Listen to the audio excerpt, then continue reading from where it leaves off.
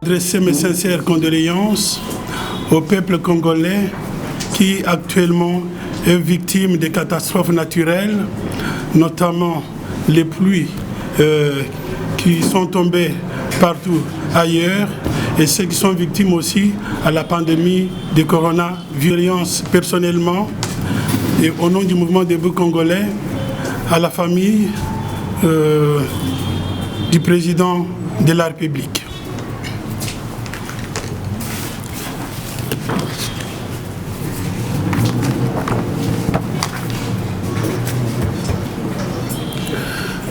Pour ceux d'entre vous qui ne me connaissent pas,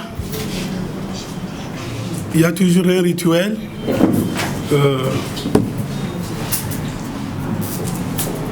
qui me permet de me présenter à chaque fois que je suis devant vous, puisque ce n'est pas toujours les mêmes figures que je rencontre. Je suis Dr Jean-Pierre Kankou Mukandi, président du mouvement debout congolais, en cycle MDC. C'est en cette qualité que je me présente devant vous. Comme vous savez, la situation de notre pays actuellement est grave. Bien qu'au fur et à mesure, elle s'éclaircit. Mais je suis devant vous pour deux choses.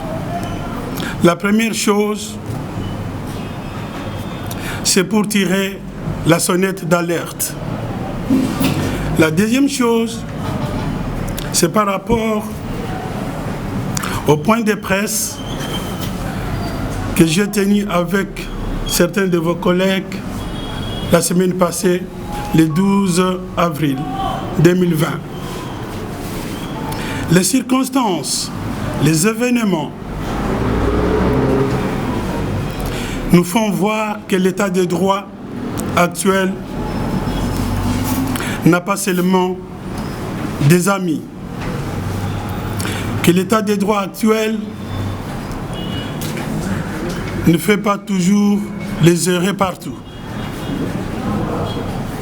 Je ne vais pas revenir sur les situations que j'ai déjà évoquées la semaine passée. Mais néanmoins, nous avons l'obligation ou le devoir d'apporter de l'éclairage ou de lumière au peuple congolais, une information juste et réelle pour qu'il puisse, chacun dans sa conscience, en tirer des conclusions. Les ennemis du peuple n'ont pas baissé les bras. Ils veulent à tout prix, par tous les moyens, à fragiliser notre démocratie, à fragiliser l'état de droit chèrement acquis dans la souffrance, dans la misère et dans le sang, soit en spoliant les moyens financiers de l'État, soit en torpillant la Constitution. Voilà les deux chemins choisis par les ennemis du président de la République, les ennemis du peuple congolais, et nous devons tenir bon. Nous devons être tous derrière les chefs de l'État, président de la République, M. Antoine Félix Tshisekedi Tshilombo. Les ennemis de la République qui ont dirigé ce pays hier, ou ceux qui ont collaboré hier avec la Kabylie, veulent coûte que coûte continuer à perpétuer les 5 chantiers, lesquels je vous ai déjà fait mention. Et je peux encore me répéter, les 5 chantiers concernent les pillages, les gaspillages, les détournements, la corruption et l'impunité.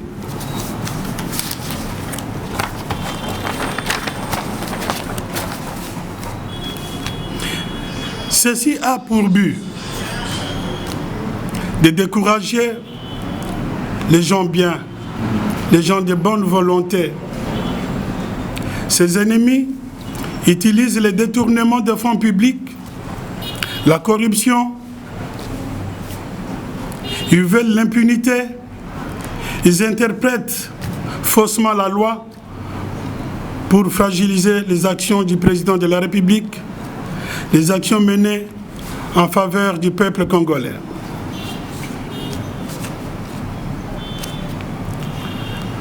La semaine passée, quand j'ai tenu les points de presse, j'étais pris de gourou par rapport aux déclarations faites par M. Tamba Mwamba à l'égard du chef de l'État en disant des mensonges, que le président de la République aurait violé la Constitution. Et en proférant des menaces. Et voilà, quelques jours plus tard, la Cour constitutionnelle rétablit l'ordre. Et je veux vous dire ce que la Cour constitutionnelle a dit. Et vous êtes tous témoins. Monsieur Tamba Mwamba, en mentant que le président de la République ne les a pas concertés avant de déclarer ou de décréter l'état d'urgence, voilà que la Cour constitutionnelle revient sur le même sujet, qui a eu bel et bien concertation entre le président des deux chambres et le Premier ministre et le président avant la déclaration de l'état d'urgence. Quel outrage de la part du président du Sénat pour dire des mensonges au vu, au su de tout le monde. La Cour constitutionnelle continue. Il dit que l'état d'urgence décrété par le président est conforme à la Constitution. Donc le président n'a pas violé la Constitution. Troisième point, la Cour constitutionnelle, qu'est-ce qu'elle dit? Que le président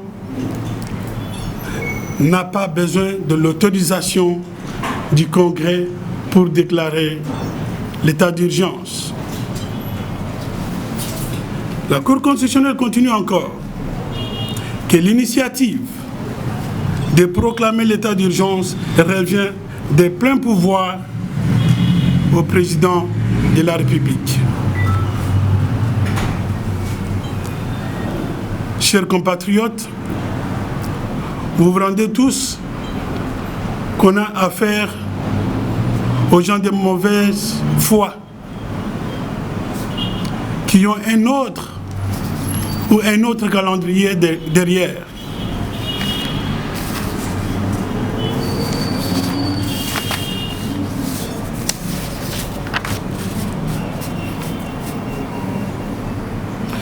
Tout ça, qu'est-ce que ça veut dire? Nous pensons que derrière toute mascarade, derrière tous ces mensonges, s'est profilé un coup d'État constitutionnel. Et en conséquence, le mouvement debout congolais, en accord avec le peuple congolais, se réserve le droit de traduire M. Tamba Mwamba devant les tribunaux pour tentative de déstabilisation des institutions, et cela en conformité avec l'article 64 de la Constitution, qui dit que tout citoyen a le devoir de faire barrage à quiconque qui voudrait prendre le pouvoir par la force, en utilisant les mensonges ou en cherchant un coup d'État constitutionnel. Et voilà la raison pour laquelle nous, peuple congolais, nous avons lancé il y a un mois une pétition pour demander la dissolution du Parlement par le président de la République. Aujourd'hui, le temps nous donne raison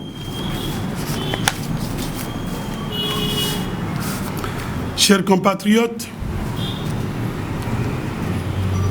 chers frères et sœurs, les cris d'alerte que je lance est que vous soyez vigilants, que vous soyez attentifs, que plus jamais nous connaissions encore, comme nous avons connu dans le temps, la dictature, la misère, les tueries. La prison était réservée uniquement qu'aux opposants. Nous devons fortifier l'état des droits, afin que demain nos enfants, nos petits-enfants, je ne cesse de les répéter, aient une vie meilleure. Merci. Le président a fini. En tant que journaliste, si vous avez suivi les déclarations d'Ntamba Mwamba, c'était une flagrance. Quand il déclare devant le public que le président a violé la Constitution. C'est une flagrance. D'ailleurs, on pouvait immédiatement l'interpeller. Donc c'est une preuve qui ne demande pas à être justifiée. Ces paroles sont encore dans vos caméras. Quand il ment, qui n'a pas été concerté par le président de la République, ce manque de considération à l'écart du président de la République. Est-ce qu'il vous faut encore que ça soit écrit pour que vous voyez que c'est une preuve? Ça ne sera pas un acharnement? Non, loin de là. Pourquoi? Pourquoi vous pensez qu'on s'acharne sur lui? C'est le moment d'accuser le président, tandis que nous sommes dans le Covid-19. Il ne faut pas attendre le moment opportun. Mais cette question-là, vous pouvez lui poser, puisque moi je lui ai interpellé. Quand il convoquait le congrès, alors sachant qu'il y a un décret présidentiel qui interdit que les gens puissent se rassembler, pas plus de 20 personnes. Il a transgressé lui-même la loi. Il a transgressé le décret présidentiel.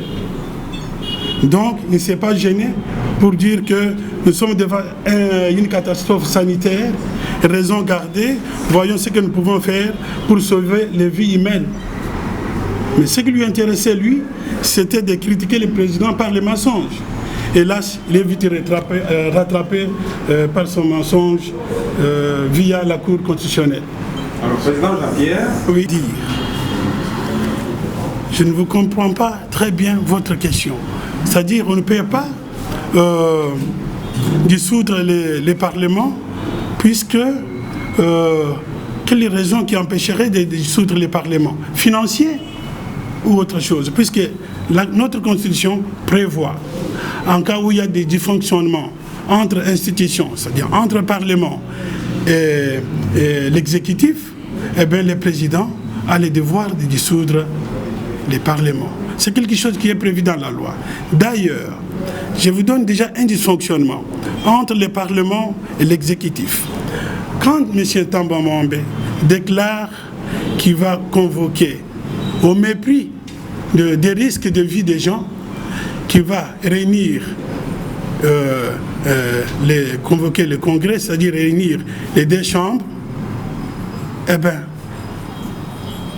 24 heures plus tard, c'est le ministre de l'Intérieur qui donne des injonctions à la police et qui dit que le Parlement ne sera pas ouvert et qu'il envoie la police pour pouvoir surveiller en disant que personne n'entrera dedans. Vous voyez déjà qu'il y a un dysfonctionnement entre l'exécutif et le Parlement. Et ce dysfonctionnement nuit à la bonne marche des affaires de l'État. Donc, par conséquent, nous devons en tirer les conséquences. C'est retourner devant le souverain primaire qui est le peuple congolais. Le président, par sa sagesse, convoque Ntamba Mwamba et la présidente du Parlement Mabonta pour leur faire comprendre qu'ils sont en dehors, mais qu'ils les pardonnent des égards qu'ils ont faits. Puisque dans son souci de fédérer tout le monde pour le bien du peuple, il essaye d'apaiser des choses. Mais le mal est déjà fait. Il faut les dénoncer. C'est ce que nous faisons. Merci. Une dernière question. Puisque l'État d'urgence... Sincère avec vous. Ici, je vais parler en tant que médecin de formation, pas en tant que président du parti politique, puisque c'est les vies humaines qui comptent. Oui, il y a une cellule qu'on appelle cellule de riposte au Covid. Mais je vais vous dire ce qui est vrai.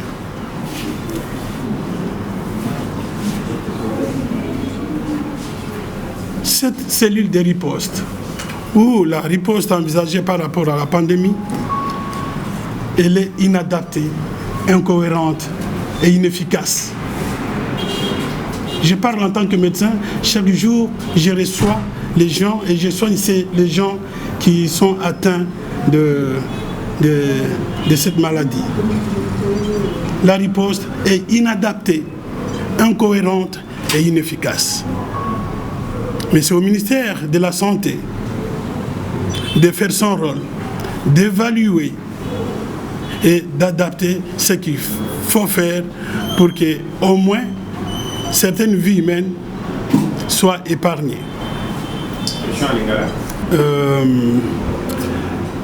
Cellule Oyo, Basali pour répondre devant besoin, il y a pandémie, il y a Covid. Pour n'engager en tant que médecin, ça n'engage que moi, et vraiment, ils ont bon gamate. Ils ont fait ça, macambo cohérente. Et résultat, par rapport au peuple a espéré, population a espéré, égalité. Ok. Je partie de la plateforme des alliés de l'UDPS qu'on appelle les changements en marche. Voilà. J'apporte un peu plus de lumière sur ces points-là. Vous posez la question, vous dites, le président vient de se réunir avec le président des deux chambres. Voilà, ils sont convenus probablement pour la tenue du congrès, ce que vous voulez dire. Mais voilà, et voilà, c'est ce que prévoit la Constitution. C'est ce que prévoit la Constitution. C'est le président lui-même qui convoque, qui a appelé le président du Sénat et du Parlement, il les a entendus. Et puisque la loi prévient, quand le président décrète l'état d'urgence, il n'a pas besoin de l'autorisation des deux chambres en premier lieu. Mais quand tu dois les prolonger, il a besoin à ce moment-là de réunir les deux chambres pour pouvoir prolonger l'état d'urgence. Voilà quelqu'un qui respecte la Constitution à la lettre. Et maintenant qu'il envisage probablement prolonger l'état d'urgence, à ce moment-là, il respecte la Constitution, il réunit les deux présidents de la Chambre et pour convoquer les congrès en vue de prolongation de l'état d'urgence. Oui, en ce qui concerne les médecins chinois, laisse-moi vous dire, j'ai vécu en Belgique pendant 40 ans. Je n'ai pas fait mes études ici, j'ai étudié en Belgique, j'ai travaillé en Belgique. Et maintenant, je suis au Congo et je travaille comme médecin. Je suis surpris moi-même par la qualité des médecins avec lesquels je travaille, qui sont compétents. Peut-être ce qui leur manque, c'est les moyens. Nous ne pouvons pas refuser de l'aide qui vient d'ailleurs et soient les bienvenus. Mais je vous dis, si la cellule de riposte n'était pas inadaptée, incohérente, inefficace telle qu'elle, elle avait pris en compte certaines réalités, eh bien, on n'aurait même pas besoin des médecins chinois. Quand viendront les Chinois, ils vont parler avec les médecins, les malades dans quelle langue? En chinois, en swahili, en Congo, ou en lingala ou en turuba? Il y aura des interprètes. Merci beaucoup. Vous êtes bien connu pour votre... Les deniers de l'État. Pourquoi ils le font ça? C'est pour fragiliser toute entreprise du chef de l'État. Vous parlez de qui précisément? Mais tous ceux qu'on cite pour détournement, avéré ou non avéré. Je parle toujours de l'ennemi de de la République, il y a Elisabeth Monantemi qui projette de faire une nouvelle attaque au Congo central. Qui est derrière Monantemi? Ça, je ne sais pas, mais je vais vous dire une chose. J'ai suivi l'interview de Olenga Nkoy, qui paraît justifie la rébellion ou les bêtises de Monantemi, puisque l'ancien gouvernement avait pillé ses avoirs. Nous sommes dans un état de droit.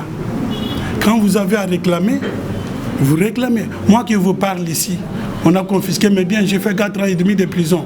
Mais j'attends à initier une action en justice pour que mes biens me soient restitués. Mais je ne veux pas me faire justice moi-même. Si mon essai me juge de se faire justice soi-même et de se prendre aux innocents, nous sommes dans un état de droit. Et là, il verra l'autorité de l'État. Voilà. Alors, monsieur le président. J'ai déjà un peu donné mon point de vue, et ce point de vue vaut pour tout le monde. Mais je vais vous parler, par exemple, vous parlez de Gédéon. Si vous vous souvenez, Gédéon, il vient. Gédéon, Kyungu, Mutanda, il vient d'où? Sazalaki Mutuo, Yobakanga qui est en prison pour les mêmes méfaits. Akimi en prison, à Keiko Bomban. Tout d'un coup, Gédéon abimi na Katanga. Banani ba yambiye. Ba autorité ya Katanga ba yambiye. Au lieu ba kangaye, batinde ye na tribunal puisque ça fugitif o ya kimaki makam. Te ba yambiye, ba salier un petit prince.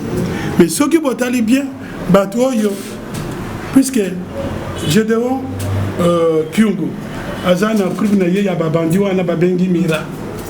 Ce qu'on écoute pour Yababandi Mira fait partie des FCC, des places Yali. Mira fait partie des FCC. Yangwana Batu, FCC, nous sommes députés FCC provinciaux, nationaux. Il y a Okatanga, va se réunir, va le Bimakambo et Zangitine. Puisque Mira fait partie des FCC, Yango Wana, Kungo Azana Aval na Bango. Yango Wana, Dukambo Wana, les Andénimes. Et l'Ingi Kolakisake, il y a vraiment une crise dans la gouvernance. Il y a des dysfonctionnements dans les institutions. Il faut président à dissoudre le Parlement. Peuple Aza derrière lui. Peuple Aza Simanaye. Président, s'il vous plaît, discours aux places thématiques et réalités, les alliés français. Alors, Salami, signé accord na Bangowana. Est-ce que l'accord na Bangowana ba lobby ou accord na Bango est prévoyant qui que Moutake de détourner bon? Ba quitté. Il n'y a aucun dans l'accord, aucun iota qui prévoyait que un des partenaires devrait détourner l'argent sans conséquence. Les alités. S'il s'avère qu'à détourner un bon, il assume les conséquences. S'il s'avère qu'à détourner un bon côté, il va réhabiliter droit à la Yénios. Une autre question. Il y a certains des scientifiques et du président et enfants des Congolais, ceux qui va signer le gouvernement ont proposé pour la question. Merci Mingi. Le gouvernement pour nous proposer. On a déjà un projet que nous pouvons présenter à qui des droits. Mais malheureusement, maintes fois, on a essayé d'avoir l'audience. Les gens pensent que tu demandes l'audience pour aller demander l'argent ou pour aller demander le travail. Nous avons déjà du travail. Merci. Monsieur Kamer, là on est dans les supputations, il n'est même pas encore au tribunal pour dire qu'il a la présomption d'innocence. Ça c'est des rumeurs. Que moi j'ai pas les rumeurs. Personne n'a prouvé qu'il a ça. Mais est-ce que Bolanda qui est président de la République à l'Obaki, aux à la master, tu botamina yo, tu betana yo foot, tu trenda glace, ce que salim beba, pas memio.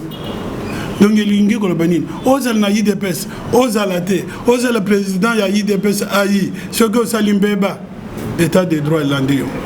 Vous à la sûr que cause à la bongo. Loi Nabiso et lobby, tout le monde est égal devant la loi. Personne n'est au-dessus de la loi. Et prévoir peu situation, il y a Moutoyo a mandaté public comme M. Ntamba Mwamba qui est sénateur. Loi et prévoir boy. Balandi instruction par magistrat instructeur. Ce comme à Monique, Makambo Moko Eza à charge, il y a député, Bakeyu Api, Bakeyu n'a pas preuve matérielle, Bakeyu collection à parlement, bah enlever, Basali lever d'immunité, à Keiko Samba Netibatu Nyonso. Deli Kamboana. Donc, Tamba Mwamba, ce qui a Salimbeba, Bakolan de procédure Wana. Mais écoutez, Bakolan de procédure Wana, il y a, pendant il y a les flagrants délits. Il y a flagrance. Quand il y a flagrance, il y a immunité et égalité, puisque c'est vu aussi de tout le monde. Il y a encore un autre lobby, Bissoto Kende, bas tribunaux, ce qui notre requête est recevable et fondée ou pas. Puis ce que c'est la réponse à Nate. Tant que tu as en plus, tu as